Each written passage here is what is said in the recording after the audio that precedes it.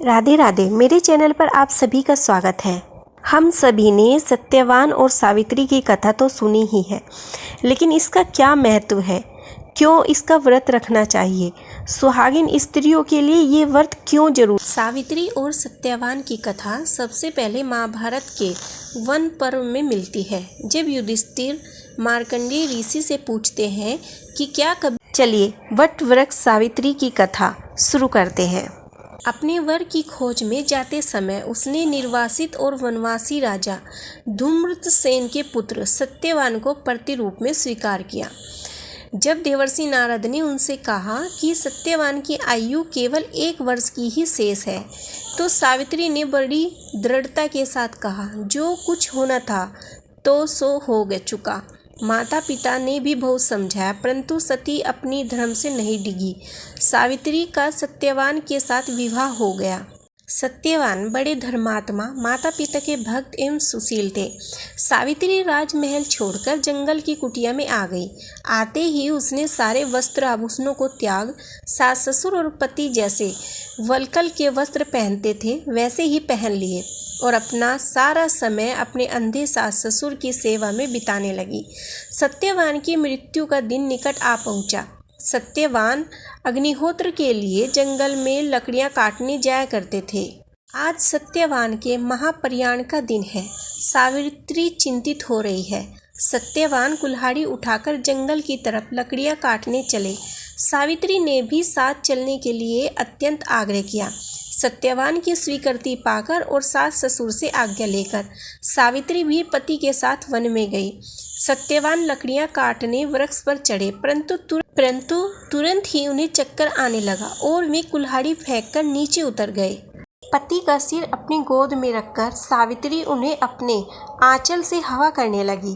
थोड़ी देर में ही उसने भैंसे पर चढ़े हुए काले रंग के सुंदर अंगों वाले, हाथ में फांसी की डोरी लिए हुए, सूर्य के समान तेज वाले एक भयंकर देव पुरुष को देखा।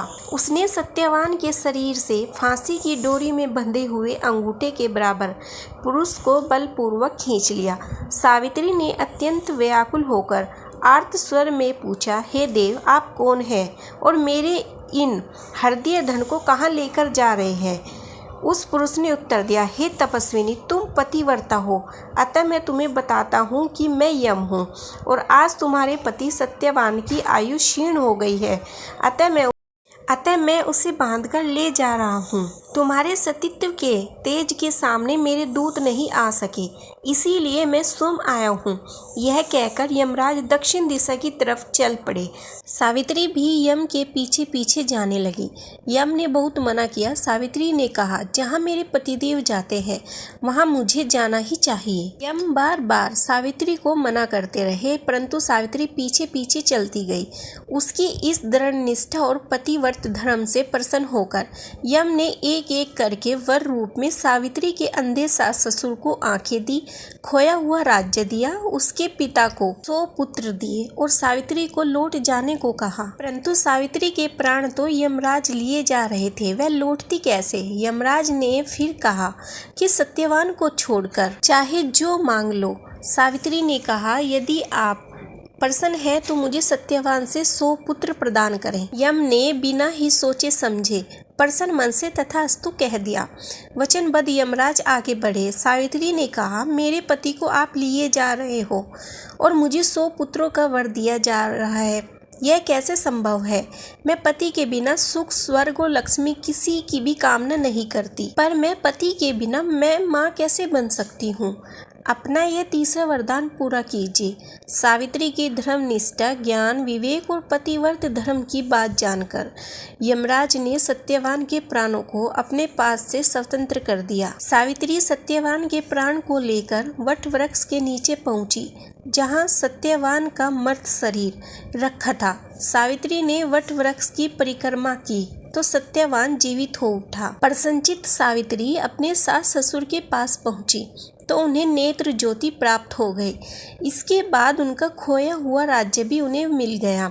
आगे चलकर सावित्री 100 पुत्रों की माता बनी। इस प्रकार सावित्री ने सतीत्व के बल पर न केवल अपने पति को मृत्यु के मुंह से छीन लिया, बल्कि पतिव्रत धर्म से प्रसन्न कर यमराज से सावित्री ने अपने सास ससुर की आंखें अच्छी होने के साथ राज्य प्राप्त कर वर पिता को पुत्र प्राप्ति का वर और स्वयं के लिए पुत्रवती होने के आशीर्वाद भी ले लिया तथा इस प्रकार चारों दिशाएं सावित्री के पतिव्रत धर्म के पालन की कीर्ति से गूंज उठी। सुहाग की सलामती, पति की लंबी आयु और पुत्र प्राप्ति के लिए हर साल ज्येष्ठ अमावस्या पर वट सावित्री व्रत रखा जाता है और कुछ स्थान पर ये व्रत ज्येष्ठ पूर्णिमा के दिन भी रखते हैं। आज की कथा आपको कैसी लगी कमेंट बॉक्स में बताएं। मिलते हैं नेक्स्ट वीडियो में। आप सभी को राधे राधे।